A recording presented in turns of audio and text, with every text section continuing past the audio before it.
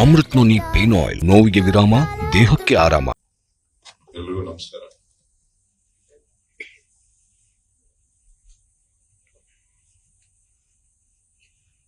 ಅಡವಿಕಟ್ಟೆ cinema ತಂಡಕ್ಕೆ ಮತ್ತು ಮಾಧ್ಯಮದ ಎಲ್ಲ ಸ್ನೇಹಿತರಿಗೆ ಸ್ವಾಗತ ಹಾಗೂ ಅಭಿನಂದನೆಗಳು. ಬಹುಶಃ ಚಿತ್ರರಂಗದಲ್ಲಿ ಹೊಸ ಹೊಸ ಪ್ರಯತ್ನಗಳನ್ನ ಮಾಡ್ತಾನೆ ಇರ್ತಾರೆ. ಹೊಸ ಹೊಸ ನಾಯಕತ್ವ, ಕತೆ ಮತ್ತು ಅದಕ್ಕೆ ಬೇಕಾದಂತ ವ್ಯವಸ್ಥೆಗಳು ಬದಲಾವಣೆಯ ಸ್ವರೂಪದಲ್ಲಿ ಹೊಸ ಒಂದು ಪ್ರಯತ್ನವನ್ನ ನಮ್ಮೆಲ್ಲ ಅಡವಿಕಟ್ಟೆ ತಂಡ ಒಗ್ಗೂಡಿ ಮಾಡಿದ್ದಾರೆ. ಕತೆ ಸಸ್ಪೆನ್ಸ್ ಅಂತ ಹೇಳಿದ್ದಾರೆ. ಯಾವಾಗಲೂ ಸಸ್ಪೆನ್ಸ್ ಆಗೇ ಇರಬೇಕು, ಮುಕ್ತಾಯ ಆಗೋದು, ರಿಲೀಸ್ ಆಗೋವರೆಗೂ. ಸೊ ಒಂದು ಹಳ್ಳಿಯ ಜೀವನ ಅಂತ ಕಾಣಿಸ್ತದೆ ನನ್ನ ಟ್ರೈಲರ್ ನೋಡಿದಾಗ. ಹಳ್ಳಿಯ ಜೀವನ ಹೊಸ ಯುವಕರ ಮಾನಸಿಕ ಒತ್ತಡಗಳು ಯಾವ ರೀತಿ ಕೆಲಸ ಮಾಡ್ತದೆ ಅಂತ ಇರಬೇಕು ಅಂತ ಕಾಣಿಸ್ತದೆ. ಸಸ್ಪೆನ್ಸ್, ಅದು ಸಸ್ಪೆನ್ಸ್ ಆಗಿ ಯುವಕರ ಭಾವನೆಗಳು ಯಾವ ರೀತಿ ಕಾಡು ಕಡೆ, ಅಡವಿ ಕಡೆ ಕರ್ಕೊಂಡು ಹೋಗ್ತದೆ, ಅಲ್ಲಿ ನಡೆಯುವಂತ ಘಟನೆಗಳು. ಸೊ ಇವೆಲ್ಲನೂ ಕೂಡ ಇವತ್ತಿನ ದಿನಕ್ಕೆ ಪ್ರಸ್ತುತವ ಆಧಾರದ ಮೇಲೆ ಇವತ್ತು ಈ ಒಂದು ಸಿನಿಮಾ ನಿರ್ಮಾಣ ಮಾಡಿದ್ದಾರೆ ಅಂತ ಹೇಳಿ ನಾನಾದ್ರೂ ಭಾವಿಸ್ತಾ ತಂಡಕ್ಕೆ ಯಶಸ್ಸನ್ನ ಕೋರ್ತೇನೆ.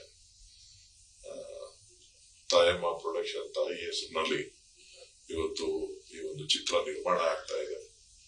ಜೊತೆಗೆ ಹಿರಿಯ ನಟರು ಅಭಿಜಿತ್ ಅವರ ನಾಯಕತ್ವದಲ್ಲಿ ಸಿನಿಮಾ ಮೂಡಿ ಬಂದಿದೆ. ಹೊಸ ನಾಯಕರು ನಮ್ಮೂರಿನವರು ಮುಳ್ಳಳ್ಳಿ ನಾಗರಾಜ್ ಇವತ್ತು ಹೊಸ ಪ್ರಯತ್ನವನ್ನು ಮಾಡಿದ್ದಾರೆ. ಅವರ ತಂಡಕ್ಕೆ ಸಂಪೂರ್ಣ ಯಶಸ್ಸಾಗಲಿ. ಯಾವುದೂ ಅಸಾಧ್ಯವಾದದ್ದಿಲ್ಲ. ಹೊಸ ಹೊಸ ಸಿನಿಮಾಗಳು ಹೊಸದಾಗಿ ಬಂದಾಗ ಪ್ರಯತ್ನಗಳು ಯಶಸ್ಸಾಗ್ತದೆ. ಖಂಡಿತ ಈ ಒಂದು ಸಿನಿಮಾ ಕೂಡ ಈ ಒಂದು ಯಶಸ್ಸನ್ನ ಕೊಡ್ತದೆ. ಅದಕ್ಕೆ ತಾವೆಲ್ಲರೂ ಕೂಡ ಕರ್ನಾಟಕದ ಕನ್ನಡಿಗರ ಚಿತ್ರಗಳನ್ನ ಪ್ರೋತ್ಸಾಹಿಸಬೇಕಾಗ್ತದೆ. ಹೊಸ ಭಾವನೆಗಳನ್ನ ಅರ್ಥ ಮಾಡ್ಕೋಬೇಕಾಗ್ತದೆ. ಎಲ್ಲೋ ಒಂದು ಕಡೆ ಕನ್ನಡ ಉಳಿಬೇಕು, ಕರ್ನಾಟಕ ಉಳಿಬೇಕು, ಕನ್ನಡ ಚಿತ್ರರಂಗ ಉಳಿಬೇಕು. ಆ ಚಿತ್ರರಂಗ ಉಳಿಲಿಕ್ಕೆ ಕನ್ನಡಿಗರ ಪ್ರತಿಯೊಬ್ಬರು ತಮ್ಮದೇ ಆದಂತ ರೀತಿನಲ್ಲಿ ಚಲನಚಿತ್ರಗಳನ್ನ ಪ್ರೋತ್ಸಾಹ ಮಾಡ್ತಕ್ಕಂತ ಕೆಲಸ ಮಾಡಿದಾಗ ಯಶಸ್ಸನ್ನ ಕಾಣಲಿಕ್ಕೆ ಸಾಧ್ಯ ಆಗ್ತದೆ. ಇನ್ನು ಹೆಚ್ಚು ಹೆಚ್ಚು ಹೊಸ ಸಿನಿಮಾಗಳು ಬರಲಿಕ್ಕೆ ಅವಕಾಶ ಆಗ್ತದೆ. ಯಶಸ್ಸು ಕೂಡ ಸಿಗ್ತದೆ.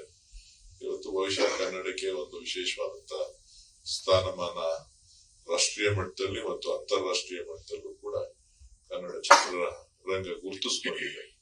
ಅದರ ಯಶಸ್ಸು, ಹೊಸ ಹೊಸ ಪ್ರಯತ್ನಗಳು ಇನ್ನು ಮುಂದೆ ಇದೇ ರೀತಿ ಮುಂದುವರಿಲಿ ಅಂತ ಹೇಳಿ ನಾನಾದ್ರೂ ಆಶಿಸ್ತಾ, ನಾಗರಾಜ್ ಅವರಿಗೆ ಮತ್ತು ಅಭಿಜಿತ್ ಅವರಿಗೆ, ಎಲ್ಲ ತಂಡದ ನಿರ್ಮಾಪಕರಿಗೆ, ನಿರ್ದೇಶಕರಿಗೆ, ಪ್ರತಿಯೊಬ್ಬ ಕಲಾವಿದರಿಗೆ ಎಲ್ಲರಿಗೂ ಕೂಡ ಶುಭವನ್ನ ಕೋರ್ತಾ ಇನ್ನು ಹೆಚ್ಚು ಯಶಸ್ಸಾಗ್ಲಿ, ಒಳ್ಳೇದಾಗ್ಲಿ ಅಂತ ಹೇಳಿ ಭಗವಂತನಲ್ಲಿ ಪ್ರಾರ್ಥಿಸ್ತಾ ತಮ್ಮೆಲ್ಲರೂ ಕೂಡ ಮತ್ತೊಮ್ಮೆ ವಂದಿಸ್ತೇನೆ.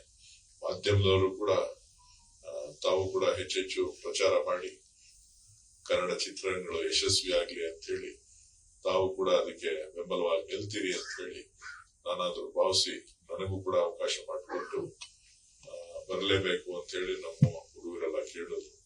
ಆಯ್ತು ಬರ್ತೀನಿ ಅಂತ ಹೇಳಿದ್ರೆ ನಾನು ಇನ್ನೊಂದು ಅರ್ಧ 1 ಅವರ್ ಜಲ್ದಿನೇ ಬರ್ಬೇಕಾಗಿತ್ತು. ಮಳೆ, ಟ್ರಾಫಿಕ್. ಡಿ.ಕೆ. ಶಿವಕುಮಾರ್ ಅವರು ಕೂಡ ನನ್ಗೆ ಎಲ್ಲಿಂದ ಫೋನ್ ಮಾಡಿದ್ರು, ನೀನಾದ್ರೂ ಹೋಗು, ಮಿಸ್ ಮಾಡ್ಬೇಡ ಅಂತ ಹೇಳಿ. ಕಾರಣ ಏನು ಅಂತ ಹೇಳಿದ್ರೆ, ನಾವು ಸಲಹಿದ ಕೈಗಳು ನಮ್ಮ ನೋವಿಗೆ ಸ್ಪಂದಿಸಿದಾಗ ಆಗುವ ಸಂತೋಷ. ಅಮೃತ್ ನೋನಿ ಪೇನ್ ಆಯಿಲ್, ನೋವಿಗೆ ವಿರಾಮ, ದೇಹಕ್ಕೆ ಆರಾಮ. ಅವರೇ ಕೊಟ್ಟಿದ್ದಂತ ಸಮಯ. ಅವರು ಡೆಲ್ಲಿಯಿಂದ ಬರ್ಬೇಕಾಯ್ತು. 1:30 ಫ್ಲೈಟ್ಗೆ ಬರ್ತೀನಿ ಅಂತ ಹೇಳಿ 1:30ಗೆ ಬುಕ್ ಆಗಿತ್ತು. ಫ್ಲೈಟ್ ಡಿಲೇ ಆಗಿದೆ. ಸೊ 7:30ಗೆ ಲ್ಯಾಂಡಿಂಗ್ ಅಂತ ಕಾಣಿಸುತ್ತೆ. ಸೊ ಹಾಗಾಗಿ ತಡ ಆಗಿದೆ. ಅವರ ಶುಭಕಾಮನೆಗಳನ್ನು ಕೂಡ ಈ ಸಿನಿಮಾಕ್ಕೆ, ಕನ್ನಡ ಚಿತ್ರರಂಗಕ್ಕೆ ಮತ್ತು ಹೊಸ ಪ್ರಯತ್ನ ಮಾಡಿರ್ತಕ್ಕಂಥ ನಾಗರಾಜ್ ಮತ್ತು ಅಭಿಜಿತ್ ಅವರೆಲ್ಲ ತಂಡಕ್ಕೆ ಇದೆ ಅಂತಕ್ಕಂಥ ಮಾತನ್ನ ಹೇಳ್ತಾ ತಮ್ಮೆಲ್ಲರಿಗೂ ವಂದಿಸಿ ಶುಭ ಹಾರೈಸ್ತೇನೆ. ಧನ್ಯವಾದಗಳು.